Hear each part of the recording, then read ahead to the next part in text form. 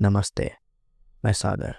आज मैं आपको एक ऐसी सच्ची घटना सुनाने जा रहा हूँ जिसने मेरी ज़िंदगी का रुख हमेशा के लिए बदल दिया। अगर आपको डरावनी कहानियाँ, रहस्य और अनसुलझी घटनाएं सुनना पसंद है तो अभी इसी वक्त वीडियो को लाइक करें, चैनल सब्सक्राइब करें और नोटिफिकेशन बेल दबा दें, क्योंकि आज जो आप सुनने वाले हैं वो आपको नींद में भी याद आएगा। मैं कभी अंधविश्वास में भरोसा नहीं करता था।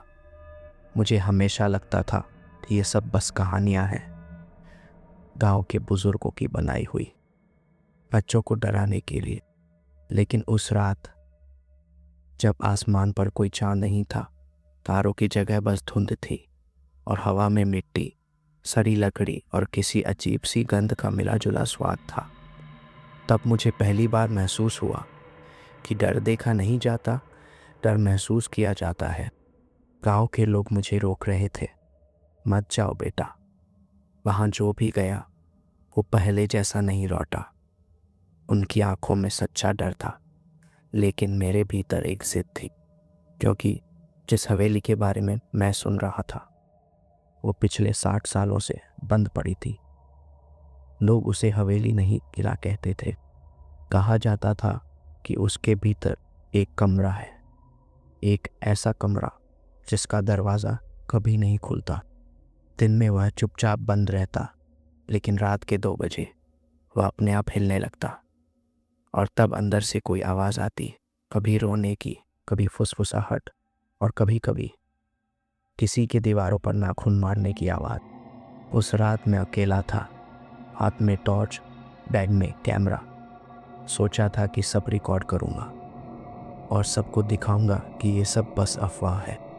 पगडंडी पर कदम रखते ही लगा जैसे आसमान और धरती के बीच मैं अकेला बचा हूँ। पेड़ों की टेढ़ी मेढ़ी डालियाँ हवा में हिल रही थी और उनकी परछाई ज़मीन पर ऐसे नाच रही थी जैसे कोई अनजाना जुलूस गुजर रहा। दूर से पहली बार हवेली दिखी, टूटी खिड़कियों में से झांकता गहरा अंधेरा, दीवारों पर चमकाई और लोहे का पुराना टेढ़ा मेढ़ा गेट जो हवा में किर्र की आवाज़ करता हिल रहा था। गेट के ऊपर जंग लगे ताले के निशान अब भी मौजूद थे, जैसे उसे कई बार बंद किया गया हो, लेकिन आज वह आधा खुला था, जैसे मुझे अंदर बुला रहा हो। मैंने गेट पकड़ा। उसकी ठंडक मेरे हाथ में ऐसे उतरी जैसे किसी बर्फीले सांप ने मेरी कलाई लपेट ली हो। जैसे ही मैंने उसे खोला, हवा का एक ठंडा झोंका सीधे मेरी छाती से टकराया। कानों में हल्की हल्की सीटी जैसी आवाज़, मानो कोई मेरा नाम पुकार रहा हो, सागर। मेरे पैर खुद ब खुद भारी होने लगे, लेकिन मैं रुका नहीं। मैंने कैमरे की रिकॉर्डिंग चालू की और धीरे धीरे अंदर कदम बढ़ाया।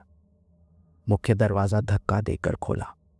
अंदर अंधेरा ऐसा था जैसे उसने रोशनी को निगल लिया हो। टॉर्च जलाते ही सामने एक विशाल हॉल नजर आया। दीवारें उखड़ी हुई, पपड़ी झड़कर जमीन पर बिखरी हुई।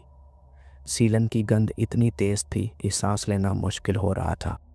ऊपर लटकती एक भारी पुरानी झूमर, कांच के कई टुकड़े टूटे हुए थे, लेकिन वह धीरे धीरे हिल रही थी, जबकि मैंने उसे छुआ तक नहीं था।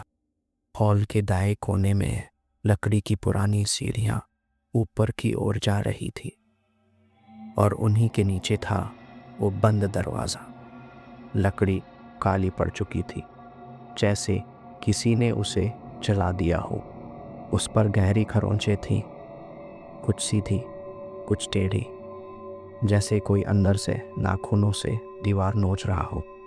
कभी कभी उन खरोंचों के बीच जमे हुए गहरे भूरे निशान, जो देखने में खून जैसे लग रहे थे। मैंने दरवाज़ा खींचने के लिए हाथ बढ़ाया ही था कि पीछे से थप थप कदमों की आवाज़ आई। मैंने टॉर्च घुमाई, कुछ नहीं। सन्नाटा और गहरा हो गया, और फिर एक धीमी फुसफुसाहट, वापस जा। मेरे हाथ कांपने लगे। मैंने खुद को समझाया ये सिर्फ हवा है, लेकिन फिर ऊपर सीढ़ियों के अंधेरे में एक छोटा सा साया हिला और पलक झपकते गायब हो गया। मैं वापस दरवाजे के पास गया, कान लगाया। शुरुआत में कुछ नहीं, फिर एक धीमी धीमी जंजीर घिसटने की आवाज़ आई और फिर एक खुरदुरी भारी औरत की आवाज़। आखिर तुम आ ही गए। मेरे हाथ से टॉर्च फिर गई। दिल की धड़कन इतनी तेज थी कि मुझे अपने कानों में उसकी आवाज़ सुनाई दे रही थी। आवाज़ फिर आई, अब तुम कभी यहाँ से नहीं जाओगे। मैंने झुककर टॉर्च उठाई और तभी दरवाजे के नीचे की पतली सी दरार से 2 लंबी काली उंगलियां बाहर निकली, जो फर्श पर स्क्रक की आवाज़ करती हुई मेरी ओर बढ़ने लगी। मैं चीखते हुए पीछे हटा, लेकिन दरवाज़ा हिला नहीं। अंदर से धर धर थी चोटें आने लगी, जैसे कोई उसे तोड़ने की कोशिश कर रहा हो। और फिर धड़ाम, दरवाज़ा अपने आप खुल गया।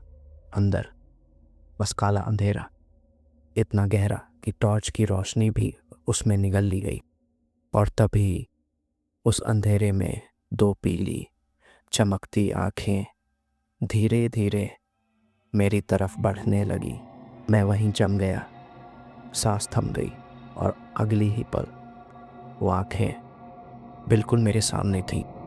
यह तो बस शुरुआत थी। अगले पार्ट में मैं आपको बताऊंगा कि उस दरवाजे के अंदर आखिर क्या था। अगर आप जानना चाहते हैं तो वीडियो को लाइक करें, चैनल सब्सक्राइब करें और घंटी का बटन दबा दें। मैं हूँ सागर और आप देख रहे हैं आधी रात कहानियाँ।